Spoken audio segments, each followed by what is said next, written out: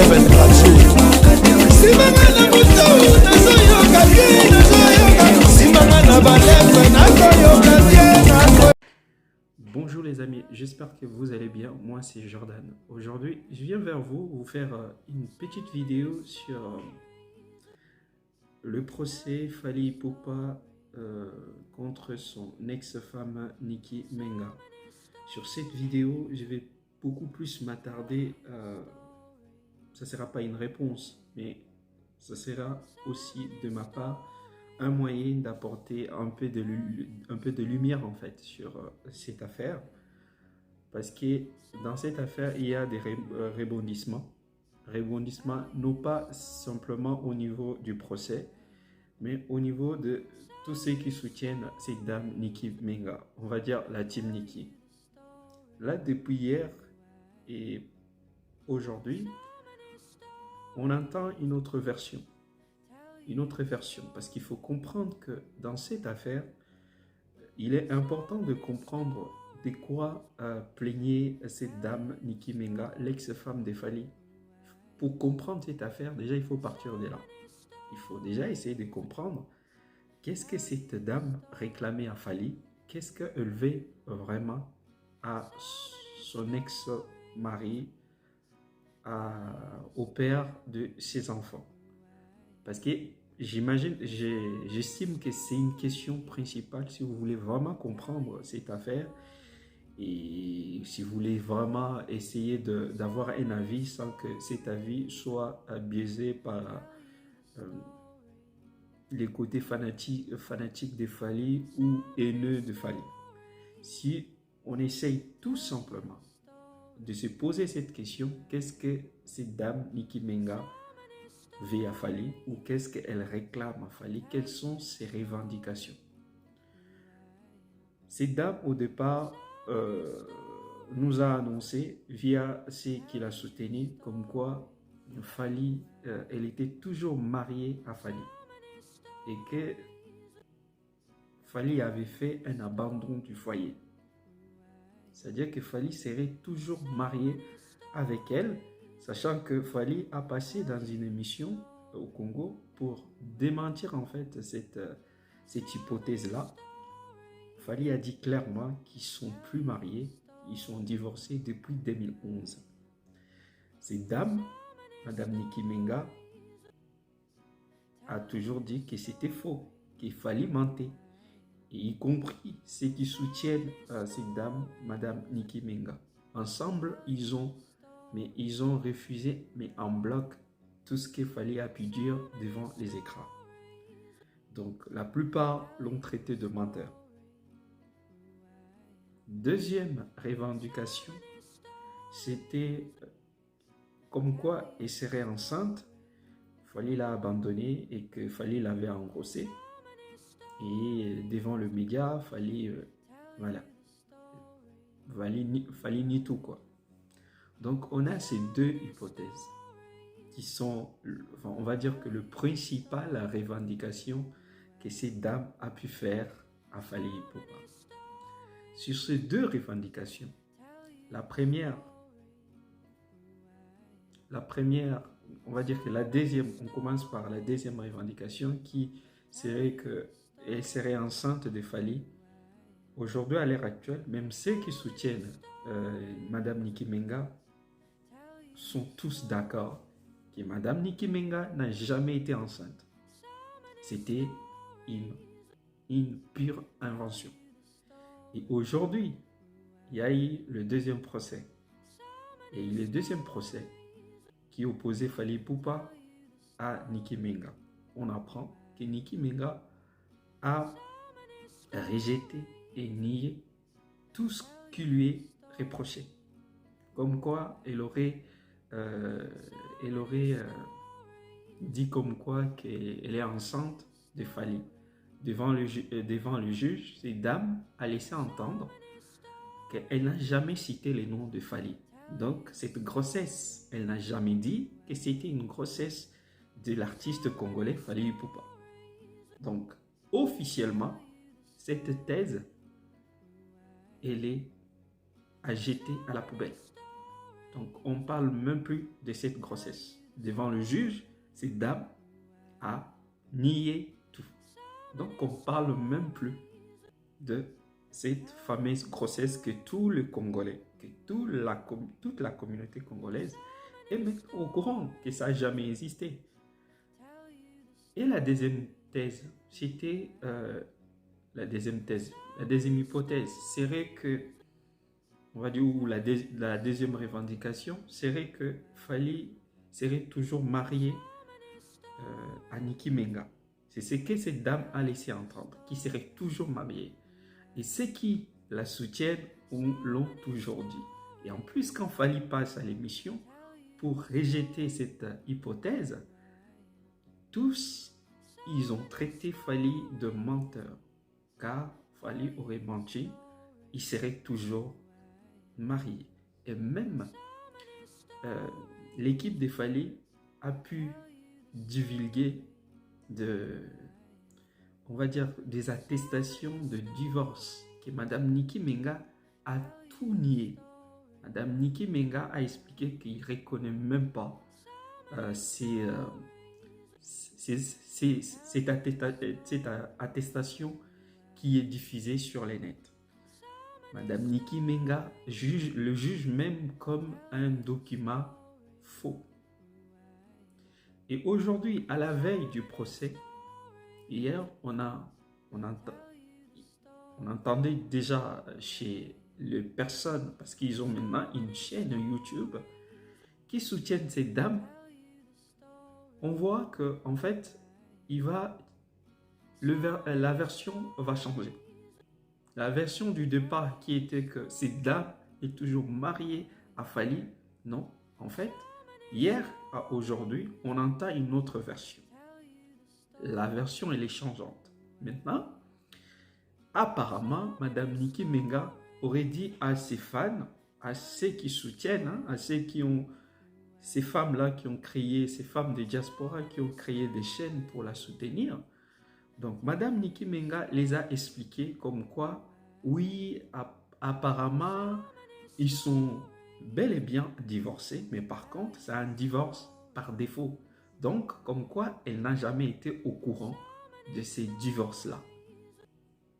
Et elle laisse entendre comme quoi les divorces, enfin, là, je ne l'ai pas entendu dire ça. Ce sont ces porte-paroles qui parlent pour elle sur YouTube, sur les réseaux sociaux, expliquent maintenant que en fait, au départ, ils étaient toujours mariés.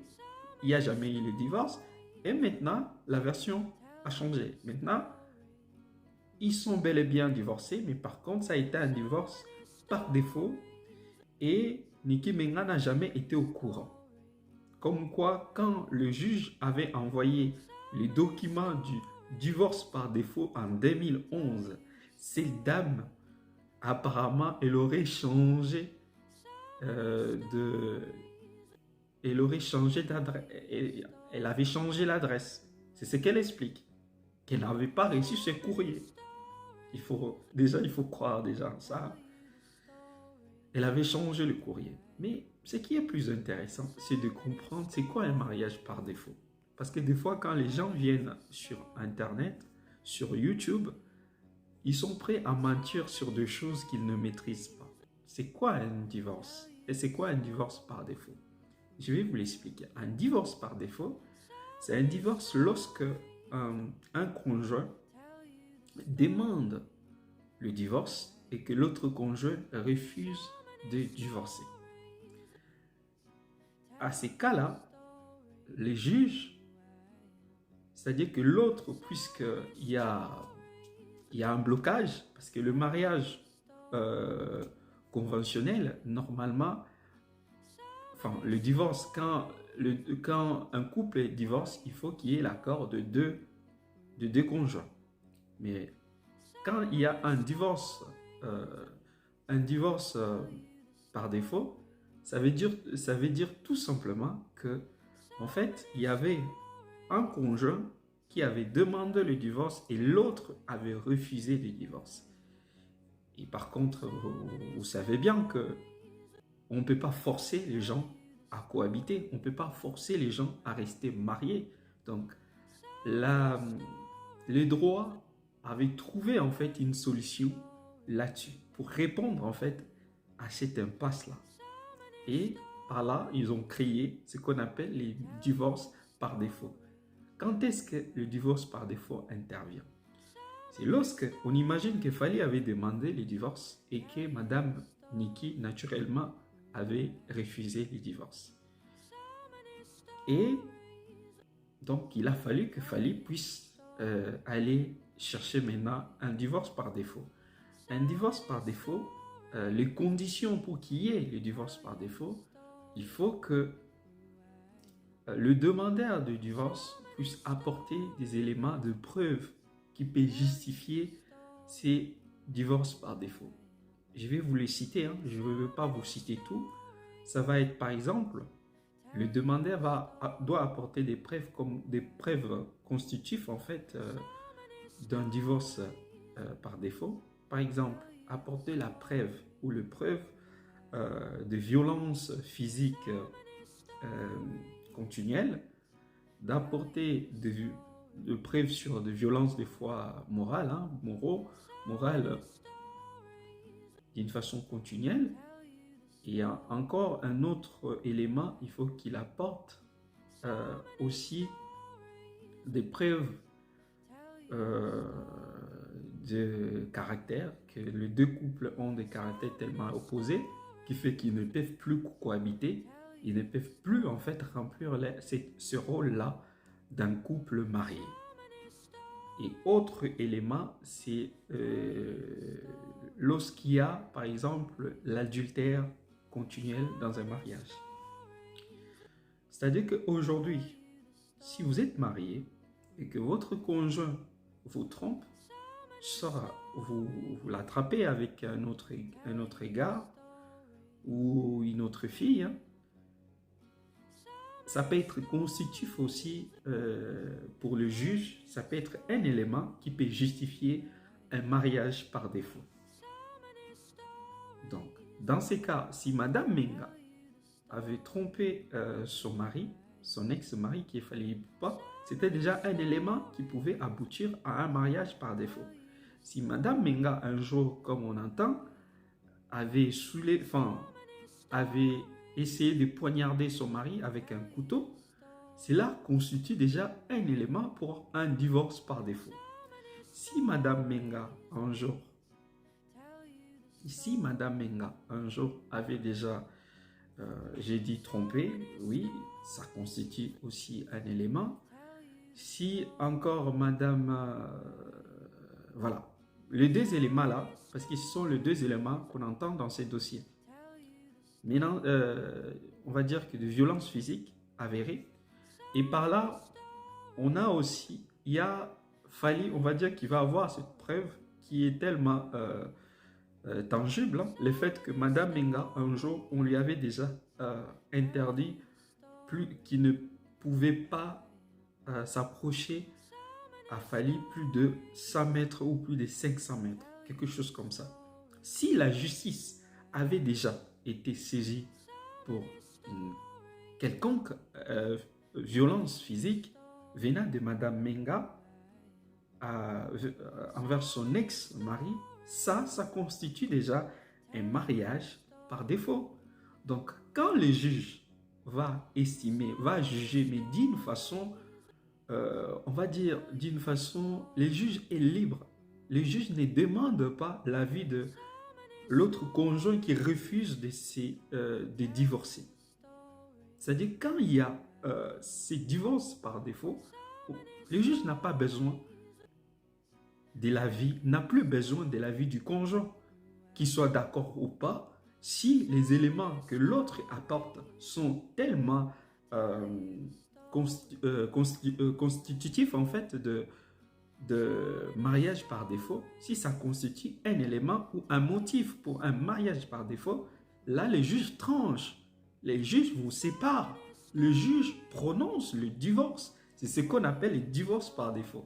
Comme Madame Menga est en train d'expliquer que c'était un divorce par défaut, ça montre tout simplement qu'elle n'était pas d'accord Mais par contre, le juge a estimé que les éléments que M. Fally Ipupa avait apportés devant les tribunaux, c'était des éléments qui constituaient un motif pour un mariage, un divorce par défaut. Donc, qu'elle dise aujourd'hui qu'elle aurait appris cela en 2021, c'est pas grave. C'est pas grave. Donc, la team Nicki, si Nicki Menga a... C'est-à-dire, on va croire en fait à ce qu'il vous dit. Si elle apprend cette histoire aujourd'hui, c'est maintenant, aujourd'hui, il doit comprendre qu'ils sont divorcés. Et aujourd'hui, il doit peut-être se mettre maintenant dans la tête qu'ils sont divorcés. Et vous, qui soutiennent Madame Menga, vous devez comprendre que c'est bon, c'est fini, ils sont divorcés. Et ça, on ne cherche pas l'avis de Madame Menga, qui donne son avis ou pas, non. En fait, ce sont les éléments que l'autre apporte. Pourquoi ils sont arrivés là? Ça veut dire que Fally Ipupa avait demandé le divorce normal, et que l'autre avait refusé. Mais sauf que tu ne peux pas prendre l'autre en otage. Donc, il y a ce que le droit a mis en place, ce qu'on appelle, bien évidemment, le mariage par défaut. Puisque madame explique que c'était un mariage par défaut, ça montre tout simplement qu'elle avait refusé, mais sauf que la justice a estimé que les preuves que Fally a apportées devant eux, c'était des éléments qui constituaient le mariage par défaut, et le juge avait tranché. Et point barre, on ne peut plus revenir là-dessus. Et vous devez comprendre, vous qui soutenez Nicki, que maintenant, l'affaire de grossesse, ça a été une invention. L'affaire qui sont toujours mariés, c'était... Aujourd'hui, elle vous apprend qu'ils sont divorcés par défaut. Ça veut dire qu'aujourd'hui, les deux éléments, il n'y a plus rien qui relie Fally et Madame Nicki Menga. Aujourd'hui, l'affaire est close. Vous devez arrêter maintenant. Tournez la page. Voilà. Cette vidéo, je le fais vraiment pour vous apporter ces éléments-là. Pour ceux qui ne comprennent pas ce qu'on appelle le mariage par défaut, ça voudrait tout simplement dire qu'aujourd'hui, devant la justice, ils ne sont plus reliés en fait. Il n'y a plus les liens, à part les liens qu'ils ont avec des enfants, qu'ils ont des enfants ensemble. Mais aujourd'hui, il n'y a plus rien. Vous ne pouvez pas demander à Fally qu'il ne s'occupe plus de Madame Menga. Il n'y a plus lien, il n'y a plus de lien possible. Ils sont séparés, point et barre. Donc, si vous avez aimé cette vidéo, les gars, faites-moi plaisir. Abonnez-vous sur ma chaîne esengo.net et likez cette vidéo. N'oubliez pas de la partager. Et je vous dis la suite à la prochaine vidéo.